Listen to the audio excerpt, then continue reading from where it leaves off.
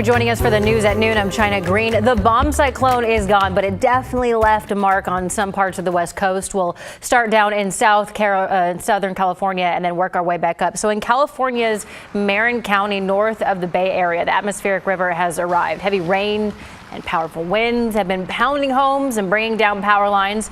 Record amounts of rain are threatening to cause flash flooding over there and rock slides, and more than 350 flights in and out of the Bay Area have been delayed or canceled. Further north in California, I-5 is back open today after it was shut down because of the extreme weather. There is still a flood watch in effect for several Northern California counties, and at last check, about 6,000 people in the area are still without power. In Kelso, a mom says that she feels fortunate even though a tree crushed her family's home during the stormy weather. Considering the damage we're about to show you here, it does seem incredible that the woman's daughters were able to get out of that house alive. Here's KGW's Evan Haskins with the details.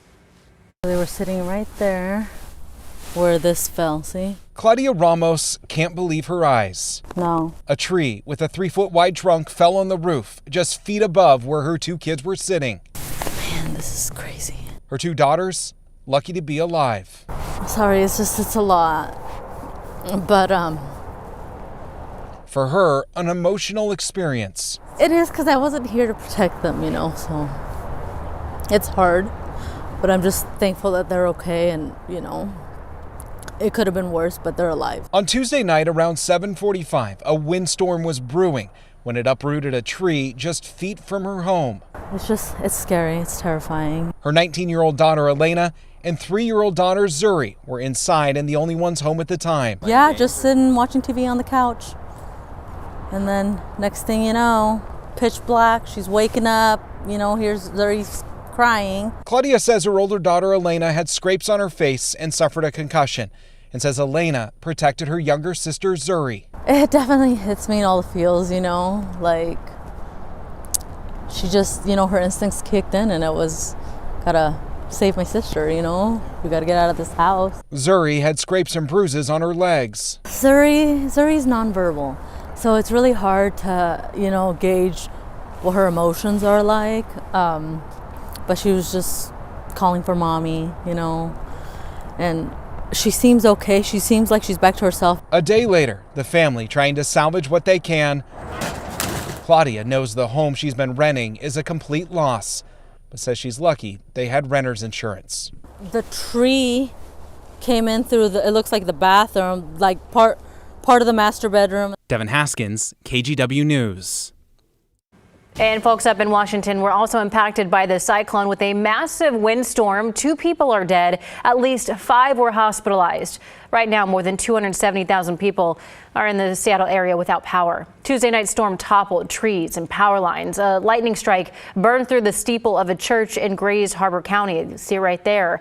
It's the same area that we saw a water spout just off the coast yesterday afternoon. Now here's a video of that spout. It was spotted off the coast again around 3 p.m. yesterday. It even caused a tornado warning, forcing folks who lived there to shelter in place. And Rod, this is directly related to that bomb cyclone, right?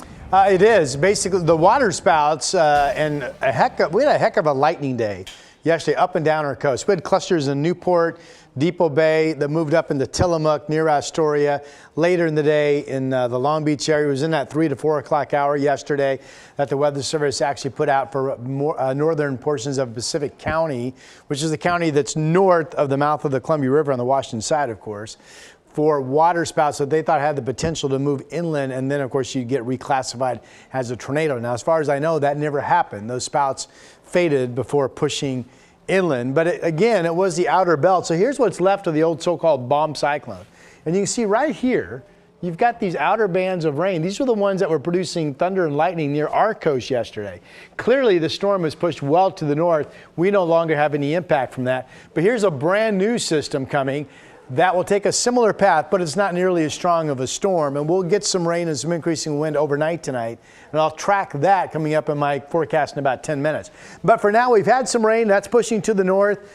Much drier weather currently in Portland and Salem. We can we finish up the day with just some scattered showers this afternoon. We're at 50, so it's comfortable. Winds are generally no higher than 15 miles per hour. So for your outdoor errands or running around, look at 50 to 54 degree temperatures, some rain, but more dry time than wet. That changes overnight tonight. Again, we'll talk about that next storm coming up in just a bit.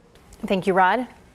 A traffic alert this afternoon in the Oregon Coast Range. Highway 6 is reduced to one lane just west of Glenwood near milepost 35. ODOT made repairs to that section of sunken grade yesterday where the roadway cracked on the hillside.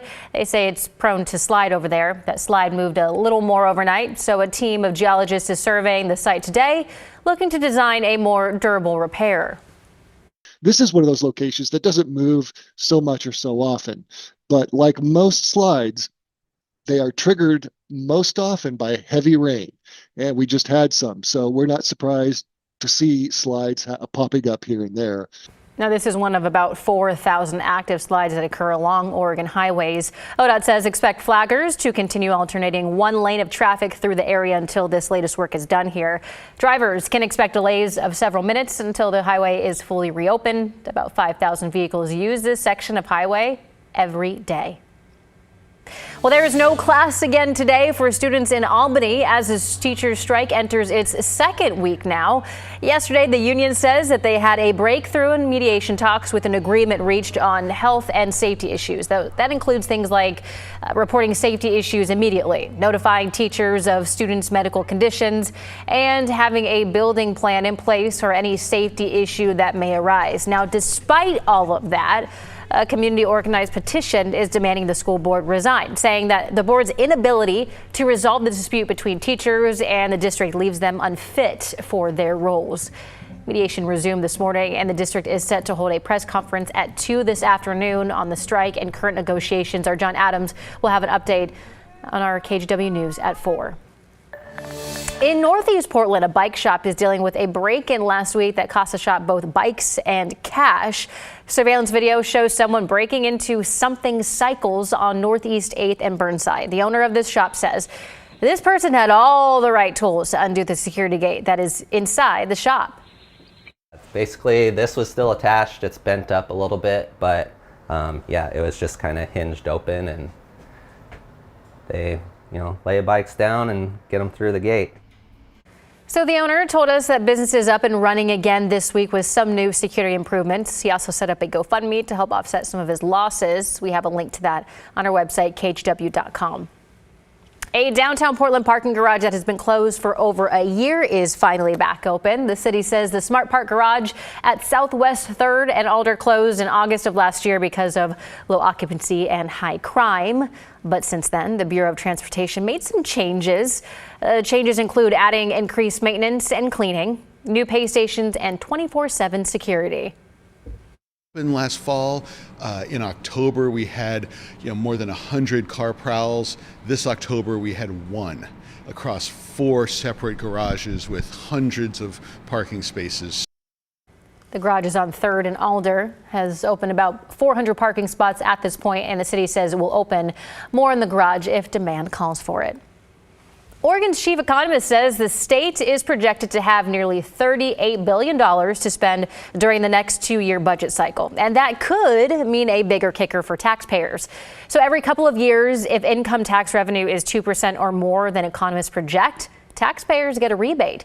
This year was a record year for the Oregon kicker, with $5.5 billion returned to taxpayers. The kicker for 2026 is projected to be a little under $2 billion, which is still more than originally expected. And we finally know where that mysterious smell that made its way across Portland in September came from. We had our speculations on the source, and now the Washington Department of Ecology has confirmed the operations at a mill, specifically the West Rock Longview paper mill, likely caused the smell people described as everything from sulfur-like to burning garbage. However, state data can't determine if the mill is responsible for all of those complaints. The review also found that chemicals that cause the smell released by the mill do not pose a threat to people or the environment. So good news there.